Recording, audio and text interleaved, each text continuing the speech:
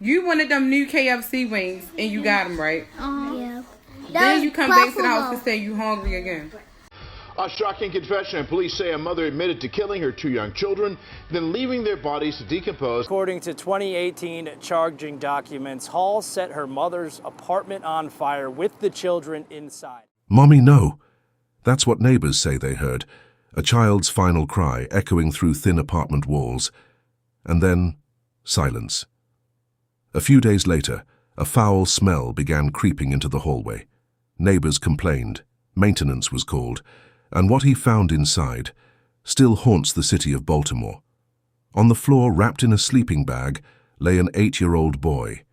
In the bathtub, his 6-year-old sister, barely dressed, a cloth tied tight around her neck. Both children gone.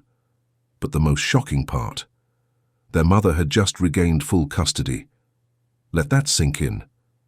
She fought for them in court. She won. And then they died. What happened in that apartment? Was this a moment of madness, or was it building for years? How does a mother go from fighting for her children to ending their lives? And more importantly, could this have been stopped? The signs were there, but no one acted in time. And now, 2 innocent lives are lost forever. This wasn't her first time putting them in danger. So how far back does this go? And who was watching over these kids when it mattered most? If this already has your heart racing, if you're the kind of person who believes these stories shouldn't be forgotten, then hit that subscribe button right now. Don't even think twice. Because if you won't, head to the comments and explain why you're okay with silence. Why you're okay letting tragedies like this fade away. Why you're okay not standing up for kids who had no voice. This is the kind of story that hurts to hear. But it hurts a whole lot more when no one is left to tell it. We're just getting started. And trust me, what's coming next is worse than you think.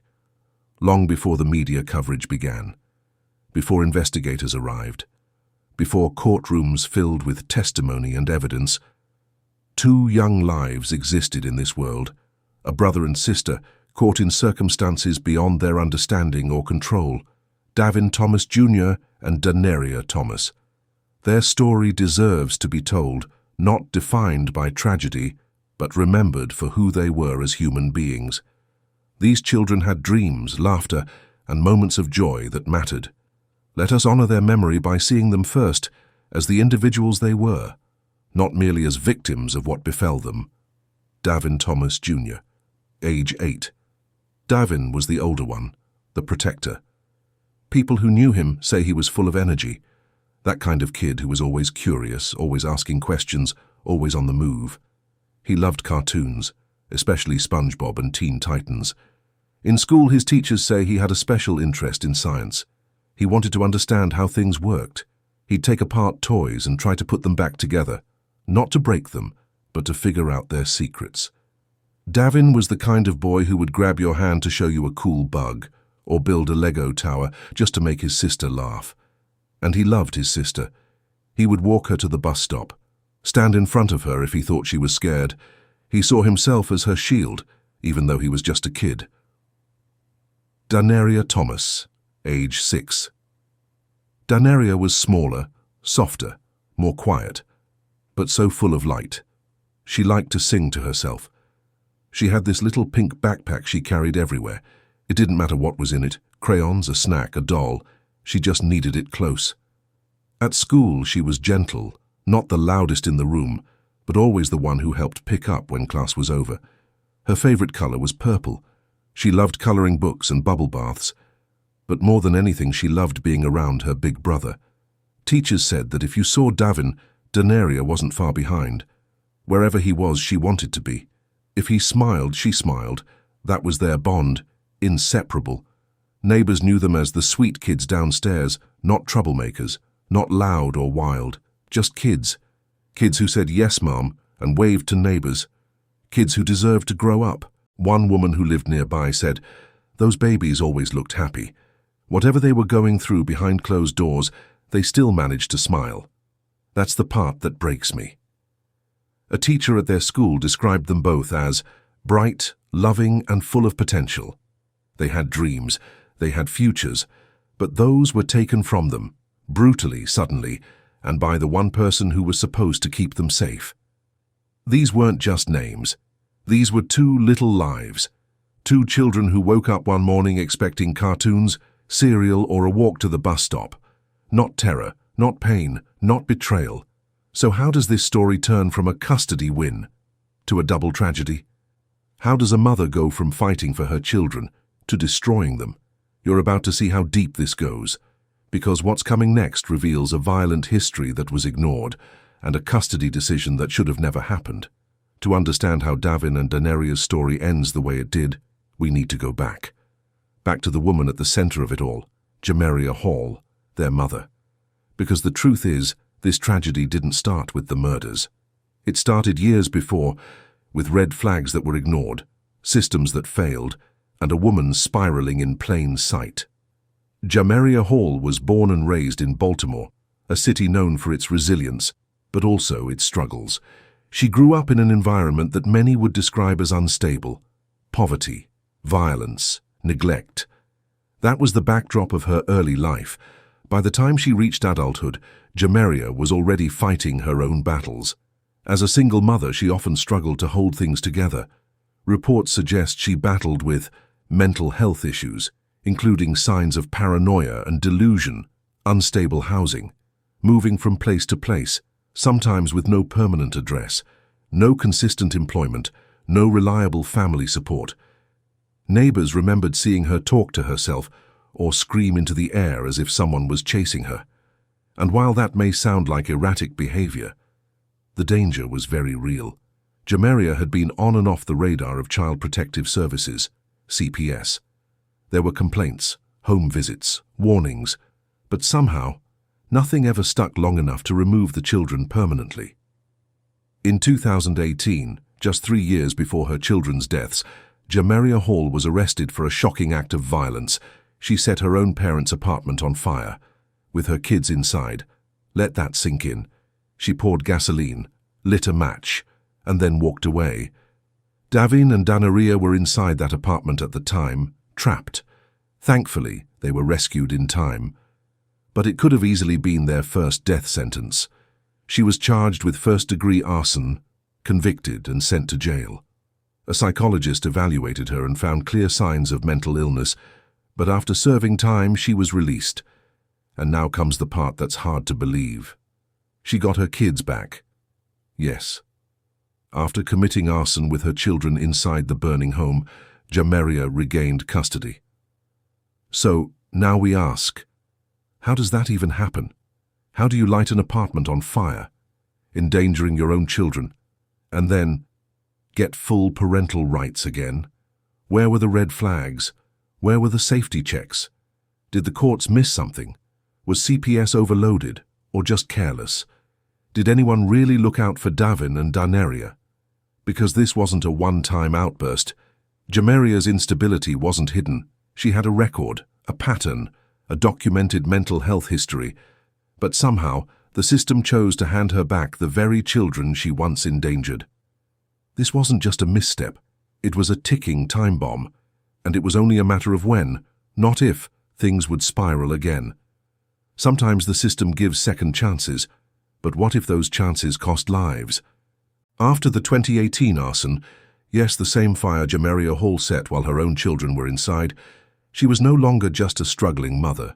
She was a convicted felon with a documented history of mental instability. That wasn't opinion. It was public record. Following her release, she was placed into mental health treatment. She reportedly completed counseling and served the time the court demanded. From a legal standpoint, she had done what was asked. But here's the hard truth. Paperwork doesn't heal trauma, and checklists don't equal rehabilitation. After her sentence, she petitioned the court to get her kids back. And this is where things get disturbing. The children's biological father, the one person who could have blocked her, didn't show up to the custody hearing. That one no-show, and the court awarded her full custody. Let that sink in. Just one missed court date, and the kids were sent back to the very person who once endangered them. Now we have to ask, did the judge have access to her full mental health file? Was any recent psychiatric evaluation submitted? What about the children? Were they ever interviewed alone, away from their mother? And what about Child Protective Services? Reports say CPS had been in and out of the picture, but no long-term intervention ever stuck. No court-ordered supervised visitation, no in-home checkups after custody was returned. Nothing. So now we ask, was this a bureaucratic slip-up, or is the system itself too broken to see the cracks forming? We'll keep peeling back these layers, but remember this moment, because this might be where the tragedy could have been stopped.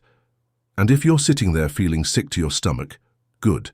That means you still care. Subscribe right now. Don't wait. Don't scroll. Just hit it. And if you refuse to, then drop a comment and tell us why. Explain why you're watching two innocent kids' story unfold and still won't support the work that tells their truth. Because this is only the beginning. Summer should have been a time of laughter. Bikes in the driveway, kids running through sprinklers. But on a quiet Baltimore street, something didn't feel right. Neighbors started to notice. Not all at once, but little by little, the unsettling signs began stacking up. Daeneria Hall, who once walked her kids to the corner store or exchanged smiles with other parents, was changing, and not in small ways. She was seen throwing out her children's belongings, beds, clothes, toys, school supplies, not giving them away, not donating them, just tossing them. The kind of purge you don't make unless someone or something is gone. She began avoiding people. No more chats with neighbors, no more school pickups. Her presence in the community shrank until it practically vanished. Those who knew her described her as increasingly paranoid, distant and withdrawn. Her eyes looked tired. Her voice shaky, like she was fighting something inside or hiding something terrifying. Family members reportedly tried to check in. Some knocked, some called, but she made excuses, turned them away, or ignored them altogether. And here's the chilling thought. Were Davin and Daeneria still alive during all of this? Was she spiraling again, this time, with no one watching? Or had something already happened inside that home, behind closed doors? It's the kind of question that eats at you later, when the truth finally comes out and you look back, piecing together all the missed signs. So now we have to ask, why didn't anyone raise the alarm sooner? Could mandatory wellness checks have caught something? Could those two children have been saved if someone had acted just days or even hours earlier? It's not hindsight that hurts most. It's the silence that let it happen. And in that silence, two little lives may have already slipped away. We'll pick it up from there, what finally broke the silence, and what police found when they entered that apartment. It was the middle of August, the tail end of summer. Back-to-school shopping should have been happening. Kids prepping backpacks, mums organizing supplies. But at Windsor Valley Apartments, something else was in the air. On August 19, 2021, neighbors reported hearing a chilling sound that cut through the walls. A child's voice, terrified, pleading, screaming, "Mommy, no!" That voice belonged to 8-year-old Daeneria Hall, but no one called the police. Not a single neighbor reported it. Was it dismissed as a tantrum, a discipline moment, or was it ignored entirely? Whatever the reason, no help came. And then came the silence. For days the hallway remained quiet. No kids running around, no Daeneria, no movement, just an apartment that no one wanted to knock on. Until August 24, 2021, 5 days after that scream, a maintenance worker responded to a complaint. Neighbors were reporting a foul, rotting smell coming from the unit. It was so strong, it reached the hallway. He used a key to enter, and what he saw inside, no one was prepared for. In the living room, 6-year-old Davin Hall was found stabbed in the chest, stuffed into a sleeping bag. His small body was already decomposing. In the bathroom, floating in the tub, was Daeneria. She had been strangled with clothing items tied tightly around her neck. 2 innocent children, brutally killed in what was once their safe space. Their mother, gone. Nowhere in the apartment, nowhere in the building. No goodbye, no confession, just vanished. This wasn't just a tragedy, it was a collapse of every system around them. And the questions start pouring in. Was this premeditated? Did Daeneria plan this, or snap in a moment of delusion? Why didn't anyone react after hearing that scream? Could someone have saved them that night? Maybe if one person had made a call, things might have ended differently. But by the time anyone entered that home, it was already too late. August 25th, 2021. One day after the bodies of her children were discovered, Daeneria Hall is found by police. There was no dramatic chase, no attempt to flee across states, no disguise. She was walking the streets of Baltimore like nothing had happened.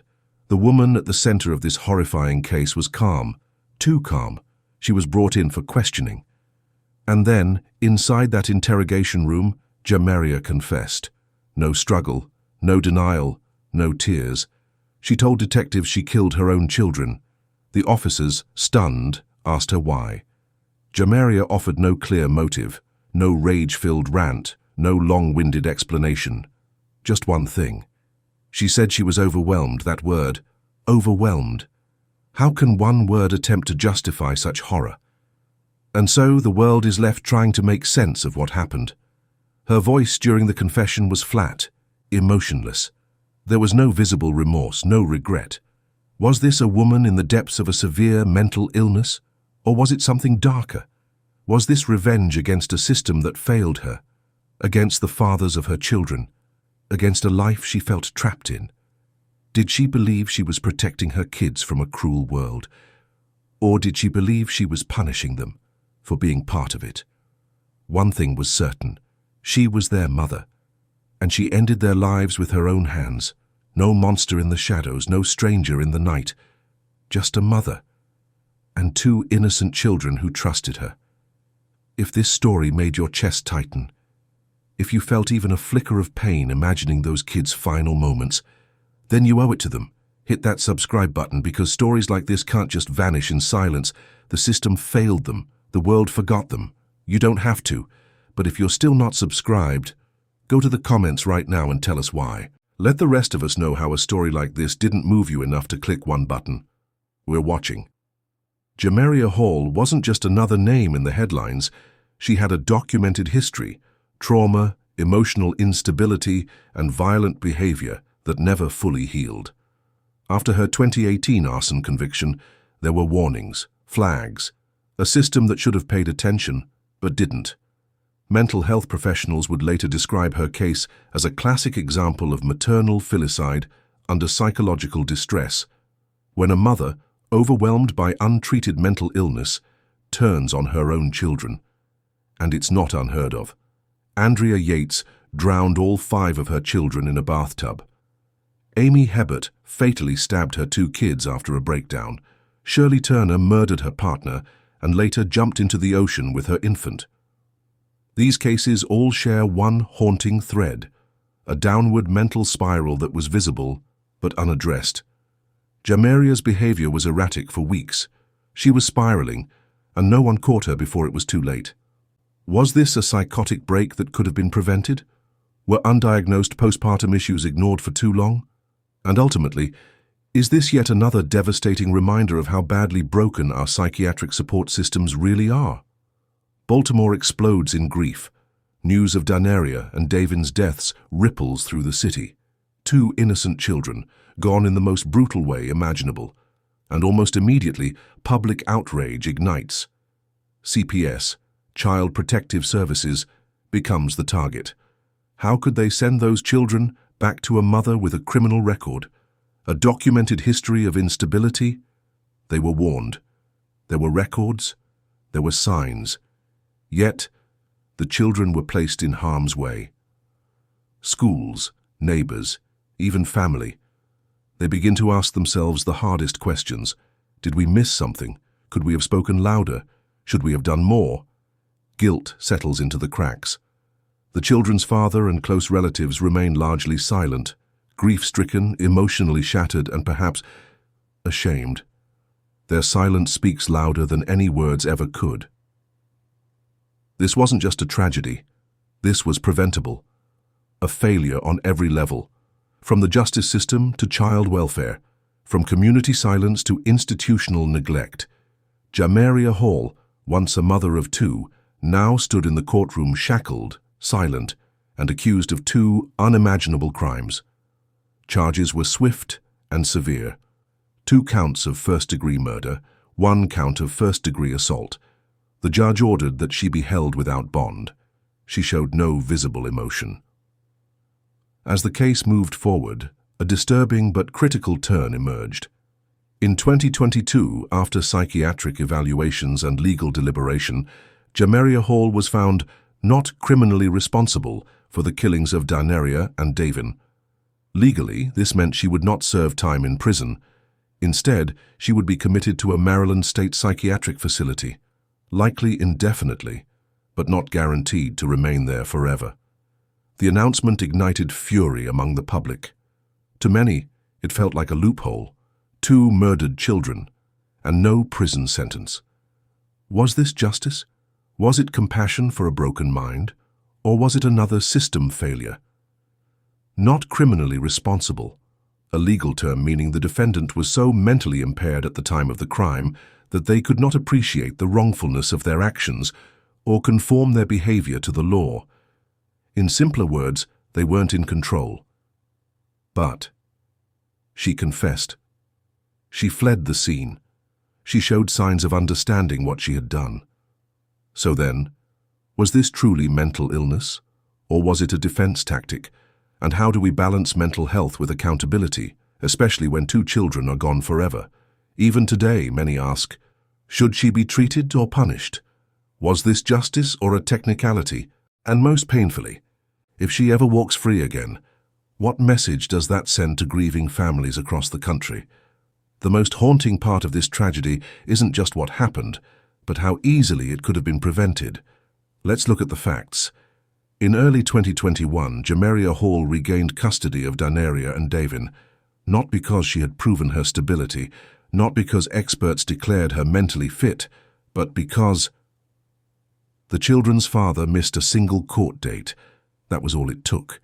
The court returned 2 innocent children into the care of a mother with a documented history of emotional instability, prior charges of child endangerment, and a violent background involving arson. She once set fire to her own mother's home while her children were inside. You would expect such a person to be monitored, right? But no. There were no mandatory home visits, no recent psychiatric evaluations, no follow-ups by Child Protective Services. No one checked to see if she was truly ready, or simply ticking a legal box. Even as neighbors watched her toss out her kids' toys and beds, even as family members were turned away at the door, even as she withdrew deeper into her own delusions, no one intervened. This wasn't a blind spot. It was a series of blinking red lights that everyone ignored. The system didn't just fail, it looked the other way. Child welfare advocates have long warned that CPS is overwhelmed, underfunded, and operating with broken tools. But in this case, a mother with a known violent history was handed full custody without proper oversight, and 2 children paid the ultimate price. So we ask, again, how many signs do we need?